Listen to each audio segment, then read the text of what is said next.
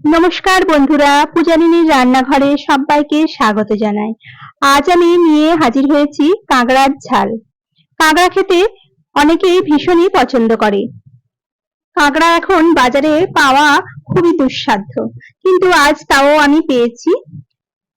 এটা এক ধরনের সামুদ্রিক কাঁকড়া। এই কাঁকড়াটাকে এখন আমি খুব ভালো করে ধুয়ে পরিষ্কার করে নিয়ে তারপরে আমি কেটে নেব। কাঁকড়াটা কেটে তারপরে আমি ফিরে আসছি। দেখুন, কাঁকড়াগুলোকে খুব ভালো করে আমি ধুয়ে পরিষ্কার করে কেটে নিয়েছি।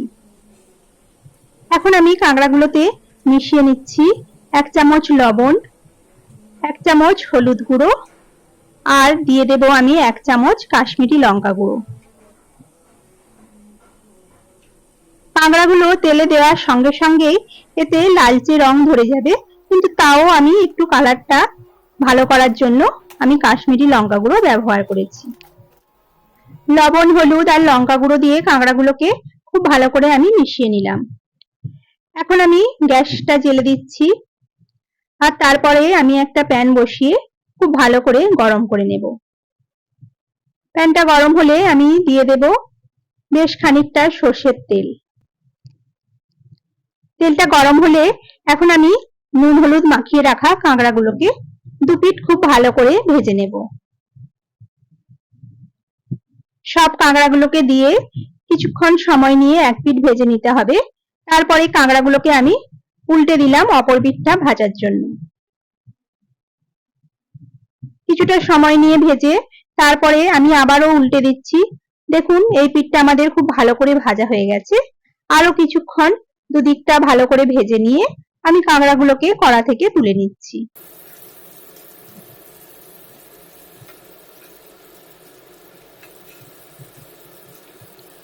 এখন এই কড়াতেই আমি বাকি যে কাঁকড়াগুলো আছে, কাঁকড়া আর কাঁকড়ার যে দাঁড়াগুলো রয়েছে, সেগুলোকেও আমি খুব ভালো করে একইভাবে ভেজে নেব। এইভাবে উল্টে পাল্টে সব কাঁকড়াগুলোকে আমি একইভাবে ভেজে তুলে নিলাম।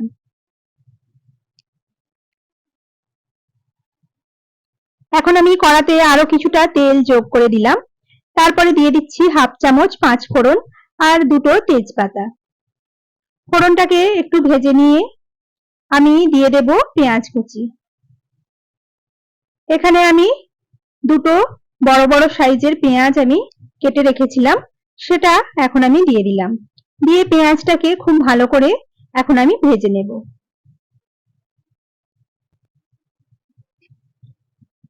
দেখুন, পেঁয়াজটা বেশ অনেকটা নরম হয়ে এসেছে। এখন আমি দিয়ে দিলাম 2 চা চামচ রসুন বাটা, আর দিয়ে দেব 2 চা চামচ আদা বাটা। আদা আর রসুনটা দিয়ে খুব ভালো করে পেঁয়াজের সঙ্গে এখন কষে নেব। আদা রসুনের কাঁচা গন্ধটা চলে যাওয়া পর্যন্ত আমি এখন কষে নিচ্ছি।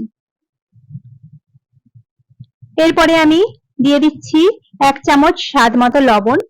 দিয়ে আবারও আমি সবকিছুর সঙ্গে খুব ভালো করে আরেকবার আমি মিশিয়ে নেব।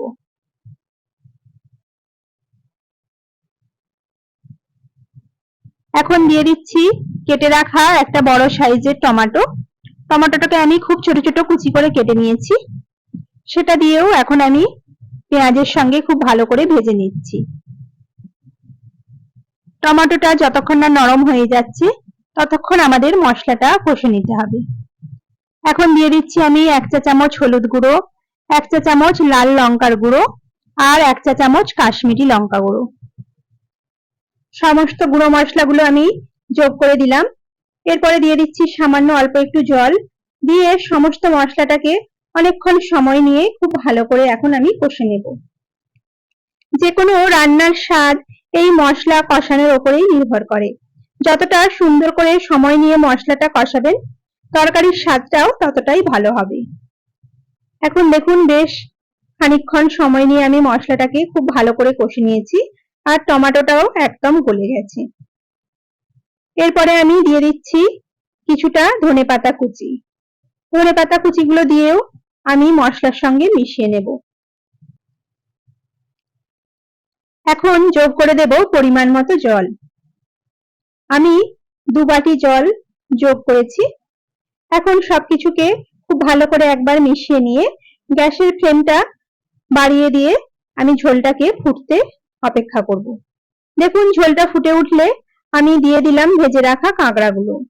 কাঁকড়াগুলোকে দিয়ে ঝোলের সঙ্গে খুব ভালো করে একবার মিশিয়ে নিতে হবে।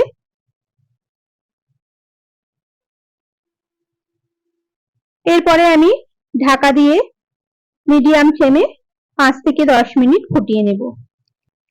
ঢাকনাটা খুলে দেখিয়ে দিচ্ছি, জলটা অনেকটাই শুকিয়ে এসেছে।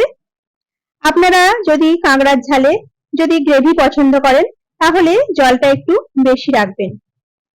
এখন ওপর থেকে দিয়ে দিলাম সামান্য একটু গরম মশলার গুঁড়ো, দিয়ে সবকিছুকে খুব ভালো করে মিশিয়ে নিয়ে দেখুন আমি একটা প্লেটের মধ্যে ঢেলে নিলাম।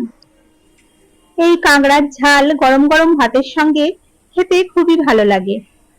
আমার আজকের রেসিপি কেমন লাগলো আপনাদের সেটা কমেন্ট বক্সে কমেন্ট করে জানাবেন, আর যদি ভালো লাগে তাহলে একটা লাইক দিয়ে দেবেন। সবাই ভালো থাকবেন, সুস্থ থাকবেন। নমস্কার।